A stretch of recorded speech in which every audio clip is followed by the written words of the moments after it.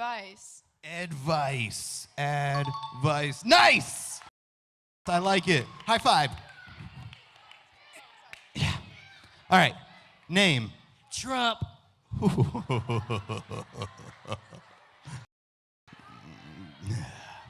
Well, Mr. Trump, what is something that your parents still give you? Food. Food. Is there food on the board? Nice, nice. Killing it right now. Hey, high five. All right. Hey, are you cheating? You need to be over here. What's your name? Hunter. Ooh, it's a good. Parents still give you Love. love. That's so sweet. Nice. Number one answer. High five. No. Okay. Okay. All right. Natalie, go. 5, 4, 3. All right. X. Ooh. What? Was that the second one? I think that was the first one. Okay, we're going to keep going. Name something your parents still give you.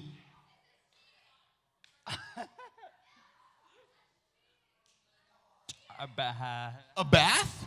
Ew. All right, and you guys have a chance to steal. You guys talking? Come up with an answer. Come up with an answer. All right. Something your parents still give you. Punishment. Punishment. Spankings. Let's see spankings.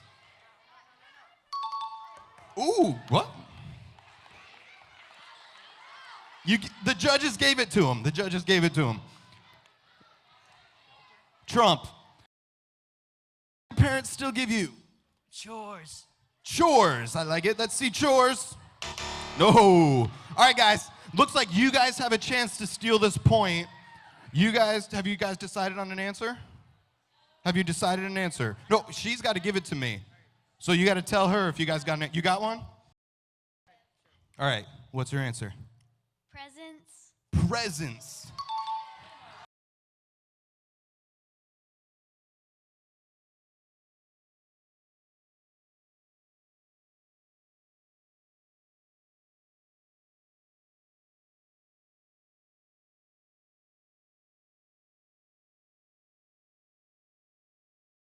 Name oldest child gets more of than the other kids in the I didn't even finish, man. It's not cool. I get one job.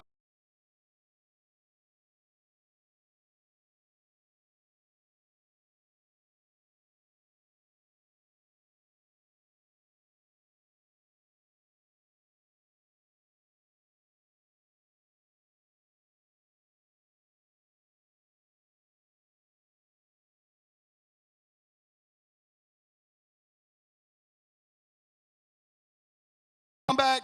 Awesome.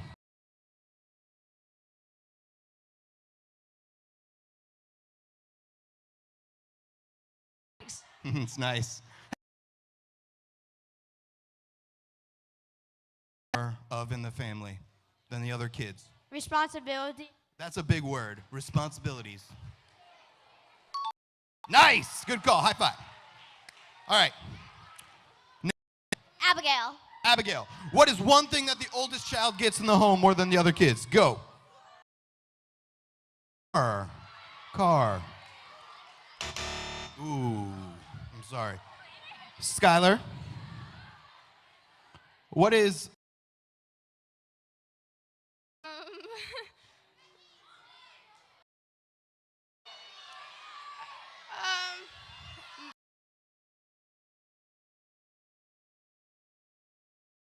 Chores? I think that would fall. No, yep, nope. All right, back up here. What's your name? Maddie. Maddie. How are you? Good. Good. Hey, what is one thing that the oldest child gets home? Attention. Attention, let's see attention.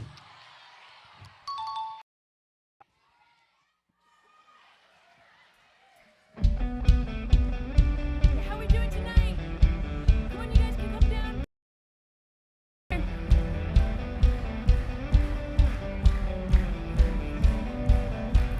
Sing with us.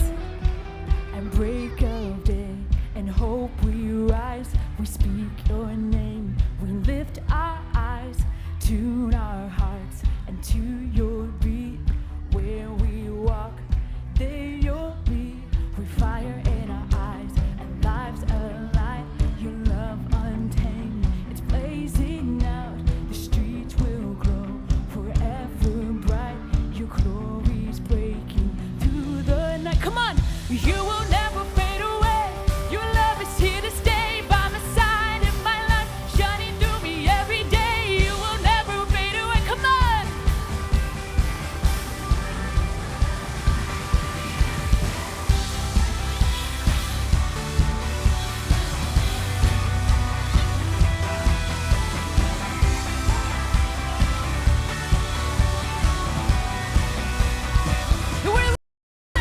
You wake within me, wake within me.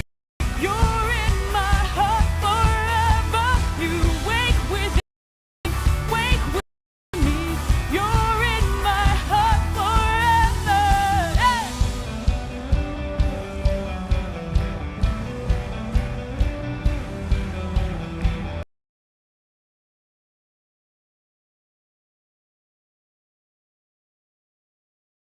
With fire in our eyes and lives alive, your love untamed, it's blazing out. The streets will cover bright.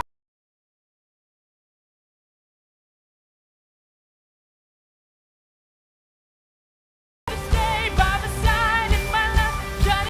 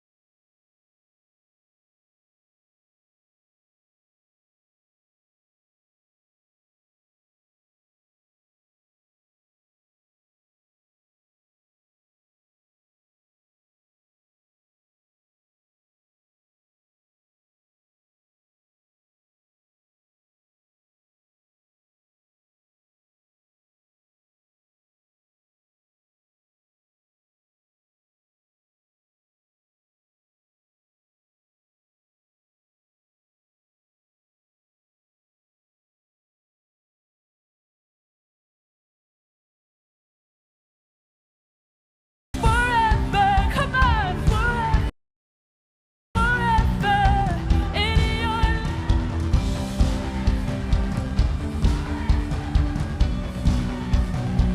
We know that you will never fade away. Your love is here to stay by my side in my life, shining through me every day. You will never fade away. Your love is here to stay by my side in my life, shining through me every day.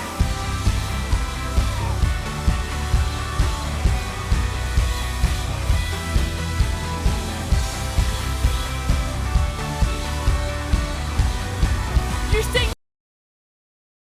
You wake within me, wake within me. You're in my heart forever. You within me, wake within me. You're in my heart forever. Yeah, yeah, yeah, yeah.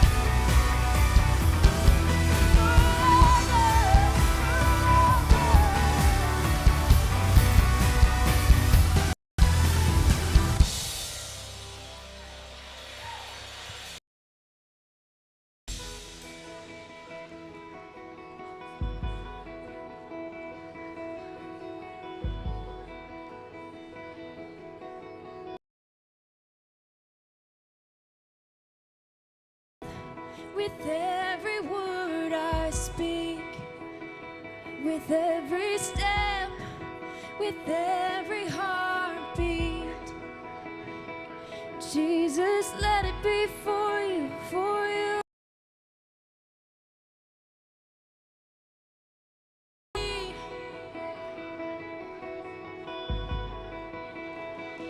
With every breath, with every word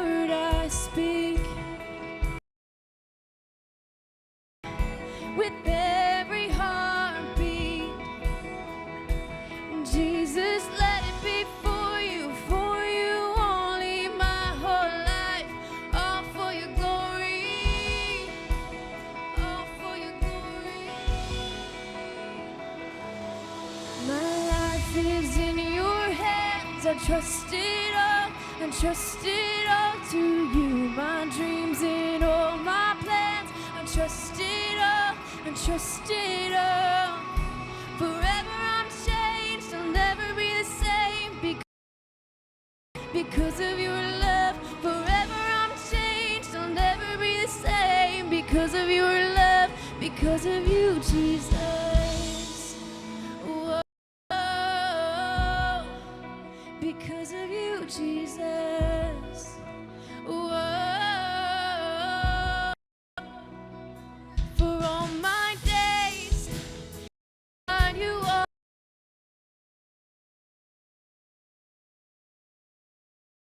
My heart is open wide. Jesus, let it be for you, for your life, all for your glory, all for your glory. My life is in your hands. I trust it all, I trust it all to you. My dreams and all my plans. Forever I'm changed, I'll never be the same because of your love, because of your love. Forever I'm changed, I'll never be the same because of your love, because of you, Jesus. Whoa, because of you, Jesus.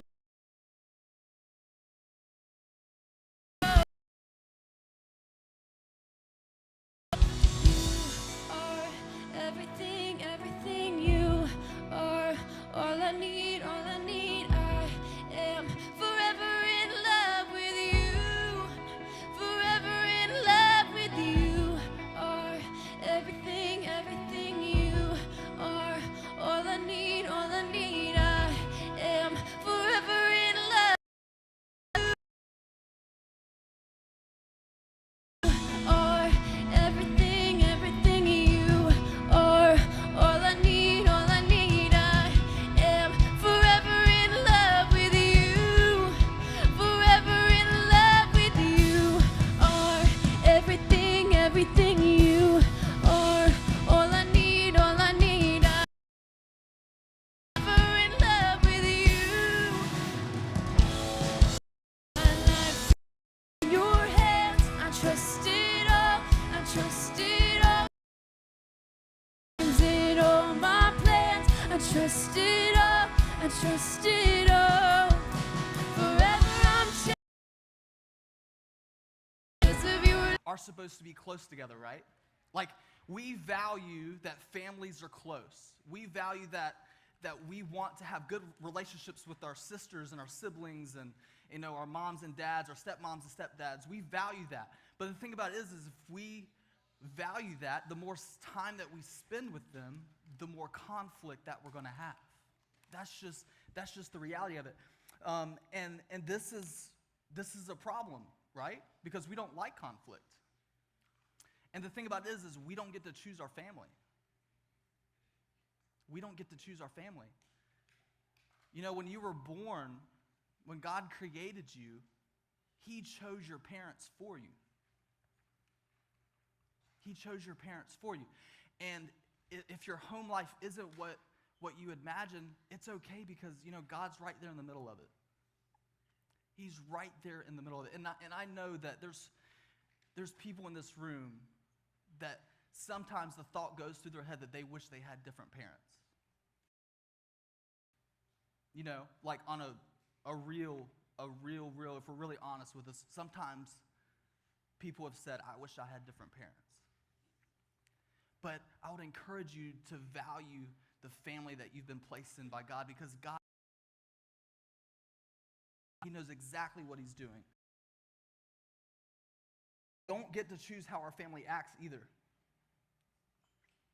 We don't get or stepmom says something that you don't like. You know, like, we can't control our family. We can't control our parents. We can't control our siblings. And that puts us in a tough place, right? Because when we're talking about our moves and what your move is, does something that you don't like, you have a choice to make. You have a choice to make. And what is your move going to be? Because the way that we respond to our family craziness are crazy. Yeah? Yeah, crazy. How we respond to this family craziness determines how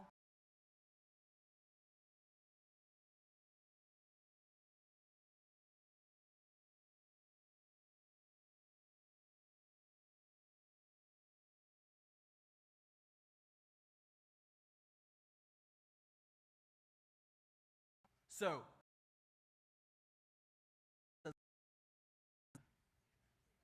like I cannot believe you got a B- in math class. Like, oh my gosh. Right? And then our response is, you know what? Wow, that I don't know how much I studied to barely not get an A. You have no idea. Like, what are you thinking? Like, I put all this time and effort and went to tutoring and I got a B- and you're still mad at me. You know, that's a real thing. So your brother or sister, they won't stay out of your room. Yeah. Constantly coming in your room. And then you're like, you know what? Get out of my room, slam the door shut. I never want to see your face ever again, and don't ask me for Chick-fil-A tomorrow. So, fun fact, when I was growing up, who has seen private property signs? Who's seen those? Yeah? Private property, keep out? Well, I decided, we were at a hardware store. I don't know who I was with or how I got it, but I was like, you know what? Private property, keep out. I don't want you in my room. Now, my little sister was not that annoying, so we got along really well. We obviously made each other mad at times, but we had a great relationship. But I still wanted that sign to go on my door because I didn't want people in my room. That's just not a thing. Your older stepsister says that you're stupid, what they do.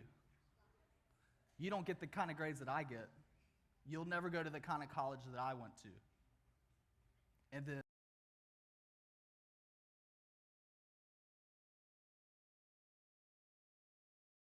grades that I get. And so what they do gets us really angry inside. But the thing about it is we have to decide what we're going to do in response. So you feel what's going on here? It's your move. You have to make a choice. So what is that choice going to be? How do we work through this? When is the last time that you had a legit reason to be mad at a family member? How did you respond? The last time that you really had a legit reason to be mad at them. Most of the time, we don't have super, super, super great reasons to be mad at a family member. We don't. There's stuff that aggravates us. But when was the last time you had a really legit reason? Like, how did you respond? How did you respond? So, there's 3 reasons why reacting doesn't exactly benefit you. If we react to what our family members do, our brothers and sisters do, there's conflict. When we react. So basically how this works is if your brother or sister does something to you, excuse me, if your brother or sister does something to you and you react without thinking, if you just immediately say something in response and don't think before you speak, what normally happens? You probably say something that you wish you could take. You're like, oh my gosh, I really didn't mean to say that. It creates more conflict. And normally when we say stuff before thinking, we say stuff that we regret. Secondly, we hurt ourselves. In the long run, if we react to something that's going on and we just say a response that's on our mind, we hurt ourselves, right? It's like, oh my gosh, I can't believe I said that. And hurt people hurt other people. Hurt people hurt other people. So if there's something that's happened in your family that has hurt you and it hasn't been resolved, you're going to hurt other people. And that's not a good thing. And then the third thing is you will always have reasons to react. So unless you guys move into a cave and never see another human being ever again, you're always going to have a reason to react. That's just the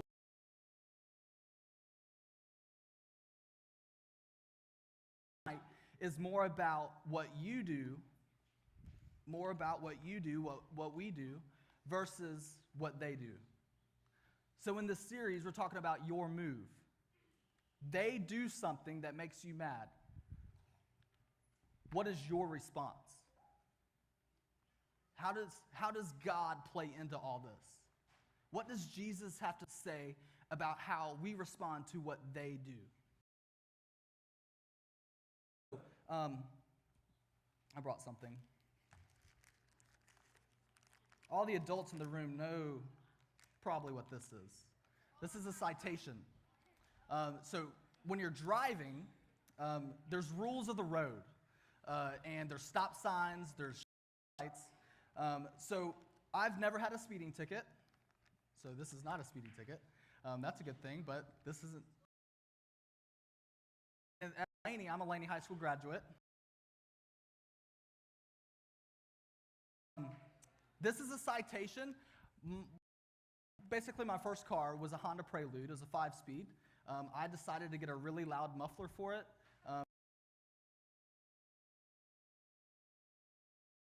I decided to follow the leader at school. There was a bunch of guys with a bunch of trucks that were really loud. You know what? I want to be cool. So they were running around the parking lot acting like fools.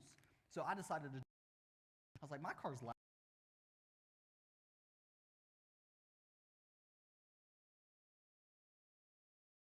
And at a speed or in a manner so as to endanger persons with burning speed on Laney campus. So I decided outside the back of the school to drop the clutch, burn my tires, and smoke was going out. Burnout. Well, as soon as the smoke cleared, a cop car was right in front of me. And I was like, oh my gosh. I've been driving for a little over a year at this point. I was like, my dad is going to kill me. So with the threat of 4 points on my insurance, I made sure that I never did anything like that again. And so that was a move that I made. And my parents could have gotten really, really mad at me. Thankfully, they didn't. Thankfully, my dad helped me out a lot. I still had to pay for the ticket and all that stuff. I still had to put. They responded in a way that helped me rather than hurt me. And I learned my lesson really quickly. So tonight in Ephesians is where we're going to be. And God set up the family. And Ephesians is a book about unity. It's about unity in the church and unity in the family. And there's some things that we can take away from this. So the first is be passionate to one another. Be kind and compassionate to one another. Notice that Paul doesn't say be kind and compassionate so you get them the way they act, get them to act the way that you want them to act. Paul doesn't say that. You know what? I think I'm going to be kind and compassionate so I can get what I want out of my parents. Doesn't say that. He says be kind and compassionate. Paul is writing be kind and compassionate. He also doesn't say be kind and compassionate to people who are kind and compassionate to you. What did Jeff talk about last week? We don't treat others the way we want to be treated just to get something out of it. If someone else is treating you horribly, our call as Christians, as believers, is you want to be treated, and that is with kind and compassion no matter what. No matter what.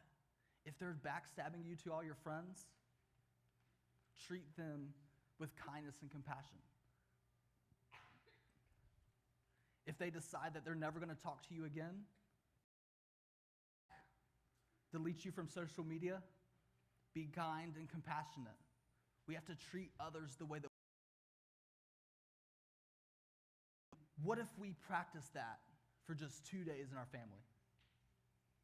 So Thursday and Friday. And next week, there's this huge holiday, Thanksgiving. Maybe it's Thanksgiving. Turkeys, yes. Food. So maybe if for Thanksgiving, when our family's here, what if we practice this just for Thanksgiving? Imagine the Paul continues, forgiving each other. Paul understood that people weren't just going to hear him say, be kind and compassionate, and then immediately go give each other high fives and live happily ever after. There was baggage to deal with. When family members or brothers and sisters do stuff to us, there's baggage to deal with. And so, there's something that we have to do is we have to forgive each other. Because people are going to wrong for the rest of our lives. People are going to do stuff that makes us mad. They're going to do stuff that we wish they never did. And so we have to forgive each other. What is some baggage? It says, let go of what you think that they owe you. Let go. If you think that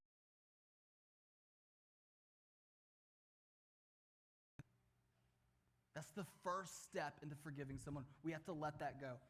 Second, we have to soften our heart towards them, and we have to show them forgiveness. We have to say, look, I know that you didn't mean to do that. I know that you didn't mean to hurt me, so I forgive you. I forgive you. I want our relationship to walk around on eggshells. I don't want that. To be awesome. I want us to be the best brother. Whatever the combination is, I want us to have the best relationship possible.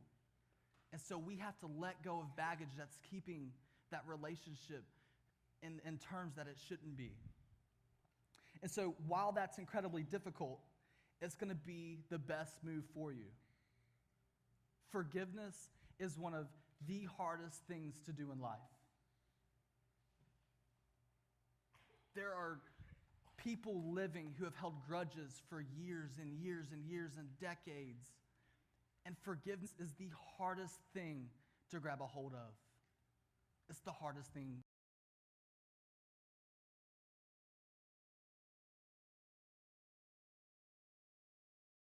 In our family, we have to fight for forgiveness. We must know that it's not going to begin with what they do.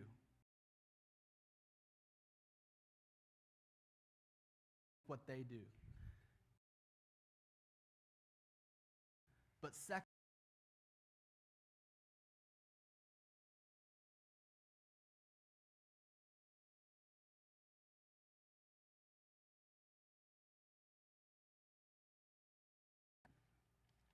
and so then Paul puts an exclamation point on the verse. It says, just as in God made the first move in his relationship with you. This is what it's all about. God said, you know what? I love that I'm going to die on a cross for him before he was even born. When we sing about Jesus and we sing about what he's done for us, this is what it's about. Because Christ forgave us from our sins. Instead of reacting and adding fuel to the fire, we can choose to forgive others. How are we going to choose to forgive the family members that have hurt us? Things that have happened in our lives that no one else knows about. How are we going to forgive the family member who left us? Maybe you've never met your dad. Maybe you've never met your mom. How are we going to forgive them? How do we do that? The one who shows you no respect and the one who treats you unfairly, the one who says awful things to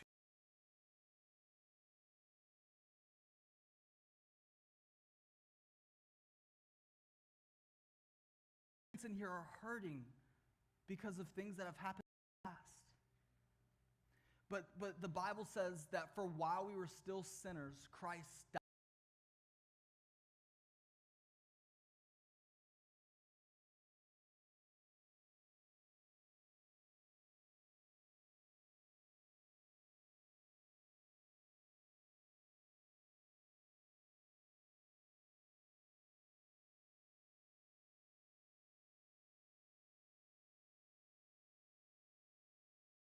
You've never been at my house. It's hard.